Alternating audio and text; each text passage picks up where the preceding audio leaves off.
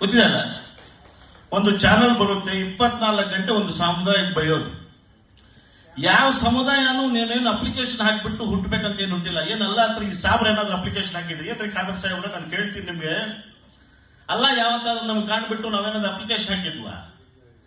Police ಪ್ಯಾದೆ ಹಾಕ್ಬೇಕಂದ್ರೆ application ಹಾಕ್ಬೇಕು, post man ಹಾಕ್ಬೇಕಂದ್ರೆ ಒಂದು ಅಪ್ಲಿಕೇಶನ್ ಹಾಕ್ಬೇಕು, P1 ಹಾಕ್ಬೇಕಂದ್ರೆ ಒಂದು ಅಪ್ಲಿಕೇಶನ್ ಹಾಕ್ಬೇಕು. ನಾನು ಇಲ್ಲಿ ಸೇರಿರುವ ಹಿಂದೂ ಬಾಂಧವರು ಕೇಳ್ತೀನಿ, ಏನ್ ಬ್ರಹ್ಮದೇವ್ರು ಯಾವತ್ತಾದ್ರು ಕನ್ಸಲ್ ಬಂದ್ಬಿಟ್ಟು ಅಪ್ಲಿಕೇಶನ್ ಹಾಕ್ಬಿಟ್ಟು ಹುಟ್ಟಿದೀವ? What is the meaning of Hindu?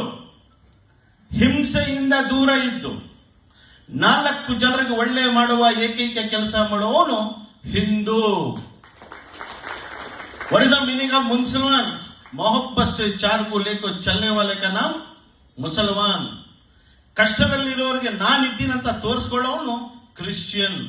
ಇದು ಬಿಟ್ಬಿಟ್ಟು ಜಾತಿ, ಮತ, ಕುಲ, ಗೋತ್ರ ನಾನು ಕೇಳ್ತೀನಿ. ಕಾಣದೇ ಇರುವ ದೇವರಿಗೆ ಪೂಜೆ ಮಾಡುವ ನಾವು.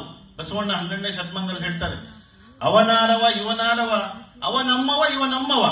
ಈಗೇನಿಲ್ಲ, ಅವನಾರವ ಅವನು ಸಾಪ, ಇವನಾರವ ಇವನು ಗೊಲ್ಲ, ಅವನ್ಯಾರಪ್ಪ ಅವನು ಗೌಡ, ಇವನ್ಯಾರಪ್ಪ ಲಿಂಗಾಯತ. ಯಾ ನನ್ನ ಮಗ ಹೇಳಿದ್ದ ಬಗಡಿಗೆ ನಿನ್ಗೆ ಇದ ಹೇಳಿದ್ದ?